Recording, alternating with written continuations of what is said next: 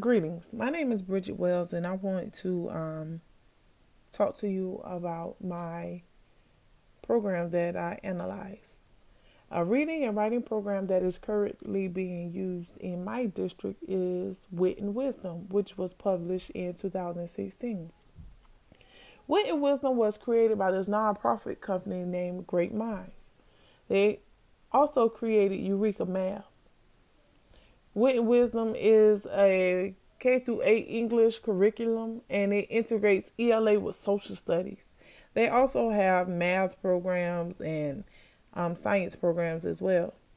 But in our district, we only use the Wit and Wisdom, which is the ELA portion of the curriculum. And it incorporates the new standards while building the students' love for reading.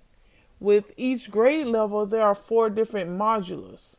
Each modula explores a certain topic of comprehension and promotes inquisitiveness. In each modula, literary works, the novels, essential questions, videos, artwork, informational text, and visual arts is explored. Reading, writing, vocabulary, and grammar is woven into each lesson. They're there to promote and build knowledge as well as deepening the students' understanding. In 5th grade, the text analyzes and coincides with the social studies standards, like I stated before. Module 1 discusses the cultures in conflict, and it explores the impact of the United States growth over the different territories through the eyes of the Native Americans. It discussed the conflicts between the Native Americans and the European American societies. Module 2 discussed wordplay, and it discussed how the English language has a rich and vibrant history. Module 3 discusses a war between us, the people. This module focused on the Civil War, how the North and the South were going head to head.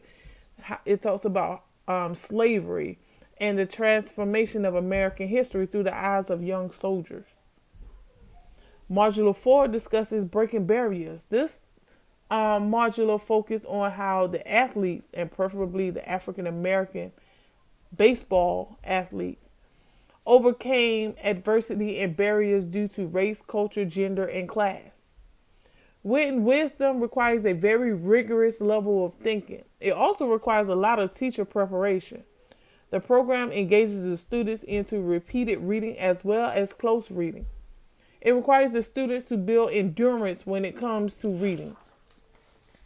This program pushes the students to produce more writing and have a better quality of their writing.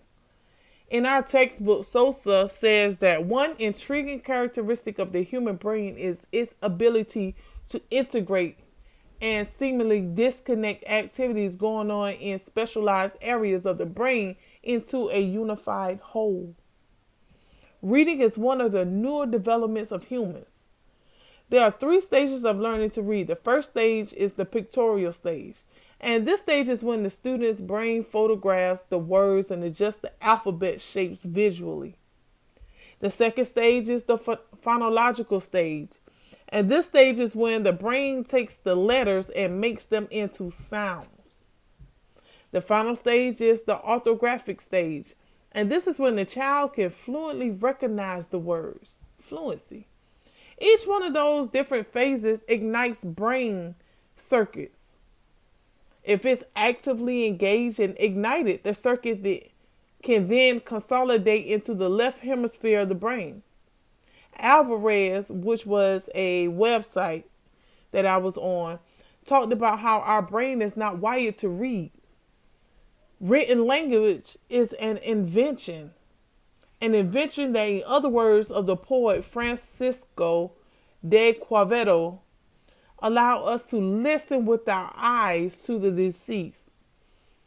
Learning to read entails neurological, I can never say that word, recycling. 3 specific neural systems are required to work together. First, the eye scans the printed letter. Then the visual signs travel to the visual cortex, which is at the back of the brain. And then the word signals are decoded in the angular gurus. Then language areas of the brain are then activated. The auditory processing system sounds out the words in the head. I have taught lessons from this program. I taught 2 quarters using this program. The temporal lobe is the area that's responsible for phonological awareness and decoding different sounds. The frontal lobe is the area that handles the different productions of speech. It handles fluent reading, the use of grammar, comprehending text, and understanding. The angular and supramarginal areas of the brain is known as the reading integrator. With wit and wisdom, the skills are repetitive and the lessons are focused. With each lesson, there's an agenda. That agenda maps out the flow and timing of the content.